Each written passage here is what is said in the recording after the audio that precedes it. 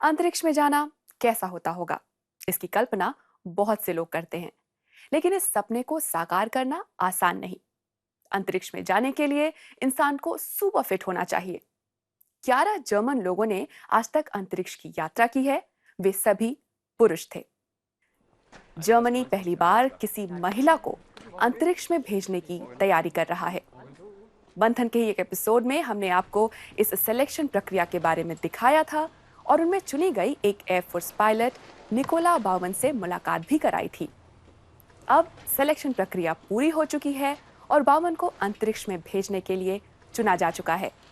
Bowman को काफी मदद उनके फाइटर जेट पायलट होने से भी मिली। तेज रफ्तार विमान में कलाबाजियां करते हुए शरीर पर गुरुत्व ताकतों का कई गुना ज्यादा असर पड़ता है और जाहिर है कि बाउमन इसकी आदी हैं। सिलेक्शन के बाद अगली चुनौती होती है अंतरिक्ष यात्री बनने की ट्रेनिंग। अंतरिक्ष में सबसे बड़ा अंतर आता है भारहीनता का। आज आपको दिखाएंगे कि अंतरिक्ष यात्रियों को यात्रा पर भेजे जाने से पहले कैसे थोड़ी थोड़ी देर के लिए भारहीनता का अनुभव कराया जाता है। साथ ही भारहीनता की स्थिति में यह देखा जाता है कि उनका दिमाग किस तरह काम करता है। इस टेस्ट में काम आती हैं पैराबोला उड़ानें, जिनमें धरती पर हर जगह मौजूद गुरुत्वाकर्षण को कुछ देर के लिए खत्म कर दिया जाता है। हवा में उड़ना इन अंतरिक्ष यात्रियों के लिए ये सपना सच हो गया है, भले ही ये कुछ समय के लिए ही हो। वे पैराबोला उड़ान पर हैं। इस विमान पर कुछ पलों के लिए हमारी धरती पर हर जगह मौजूद गुरुत्वाकर्षण को कुछ देर के लिए खत्म कर दिया जाता है। एक कभी न भूलने वाला रोमांच।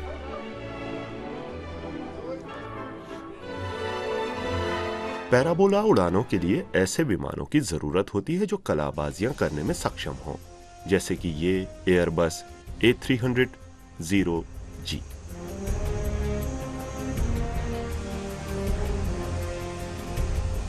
इस विमान पर भारहीनता की स्थिति का सामना करने वाले ज्यादातर यात्रियों को पहली बार मितली से दो चार होना पड़ता है, लेकिन उसके बाद रोलर कोस्टर की सवारी जैसा मजा आने लगता है। ऐसा ही प्रोजेक्ट लीडर उल्रिके फ्रीड्रिश के साथ भी हुआ। मेरी पहली पैराबोला उड़ान 2003 में हुई। मैंने खुद से कहा था कि प्रोजेक्ट लीडर होने के नाते मुझे इसका अनुभव होना ही चाहिए और मुझे इस उड़ान पर वॉमिटिंग बैग का इस्तेमाल करना पड़ा था। लेकिन भारहीनता का मजा, आज़ादी, अपना भार महसूस नहीं होने का अनुभव, हर तरफ जाने की आज़ादी, ये सब इतना मजेदार था कि पहली उल्टी मुझे बार बार उड़ने से नहीं रोक पाई।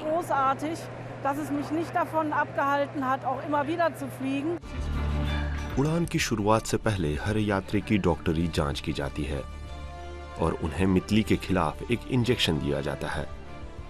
छोटी सी अवधि की भारहीनता का इस्तेमाल बोर्ड पर परीक्षणों के लिए होता है। आज भारहीनता की स्थिति में इस बात का टेस्ट होगा कि दिमाग किस तरह काम करता है। यह अंतरिक्ष यात्रियों के लिए जरूरी होता है, जो बहुत सारा समय अंतरिक्ष में भारहीनता में गुजारते हैं।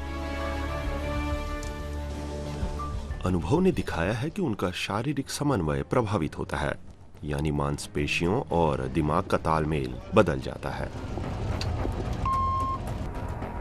विमान में रोलर कोस्टर राइड की शुरुआत। ये एयरबस ऐसे इलाके में उड़ रहा है जहां दूसरे विमानों के उड़ने पर रोक है। रिसर्चर खुद को और लोगों को परीक्षणों के लिए तैयार कर रहे हैं। सबसे पहली जिम्मेदारी है शांत रहना।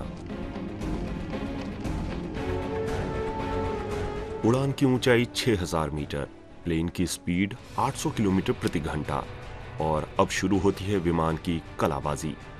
विमान को उठा दिया जाता है जैसे वो ऊपर फेंकी गई कोई चीज हो। पहले तो 50 डिग्री की चढ़ाई और उसके बाद अचानक नीचे गिरने के लिए छोड़ देना।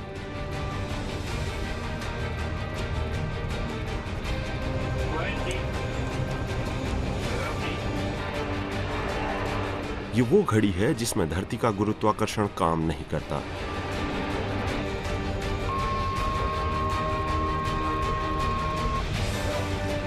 पायलट द्वारा विमान को फिर से कंट्रोल में लेने तक करीब 20 सेकंड का रोमांचक अनुभव।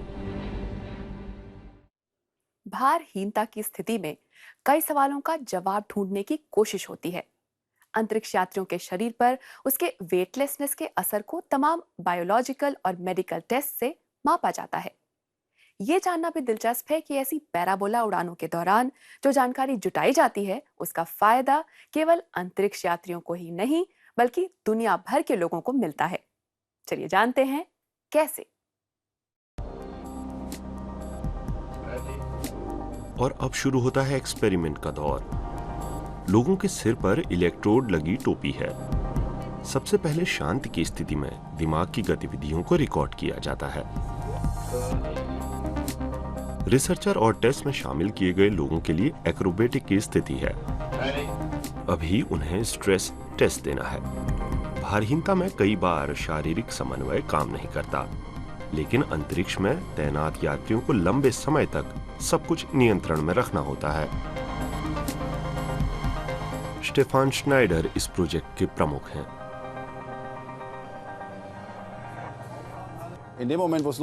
जैसे ही शुरुआत होती है, मेरी जगह यहाँ होती है जहाँ मैं डेटा रिकॉर्ड करता हूँ। टेस्ट पर्सन उस तरफ बैठते हैं। ऑपरेटर उन्हें निर्देश देता है। सारी एक्टिविटी वाईफाई की मदद से रिकॉर्ड की जाती है। टेस्ट पर्सन सचमुच फ्री होते हैं, वो उड़ सकते हैं और उन्हें बिल्कुल अंतर्राष्ट्रीय अंतरिक्ष स्टेशन जैसा अनुभव होता है।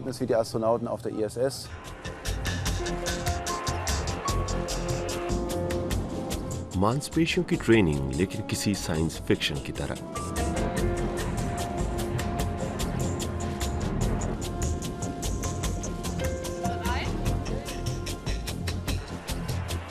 लेकिन फिल्मकार भी यहाँ प्रेरणा लेने आते हैं ताकि वे अपनी फिल्मों में इस तरह के सीन को वास्तविक बना सकें और उस दौरान सामने आने वाली भावभंगिमा और प्रतिक्रियाओं को भी।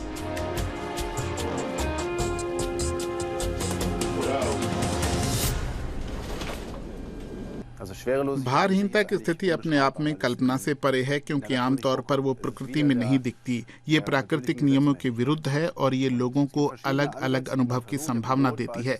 जैसे पायलट को लगता है कि वो पहाड़ के किनारे खड़ा हो और नीचे गिरने से पहले पहला कदम उठा रहा हो। मेरा अनुभव यही है कि नीचे जाते समय सेंसर न होने के कारण ऐसा लगता है कि आप अत्यंत तेजी से नीचे जा रहे हैं।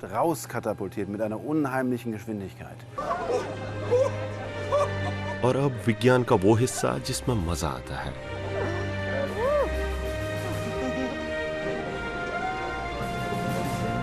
हवा में लोटपोट होते लोग। इस उड़ान के दौरान जो जानकारी जुटाई जाती है, उसका फायदा सिर्फ अंतरिक्ष में जाने की तैयारी में ही नहीं बल्कि दुनिया भर के लोगों को मिलता है।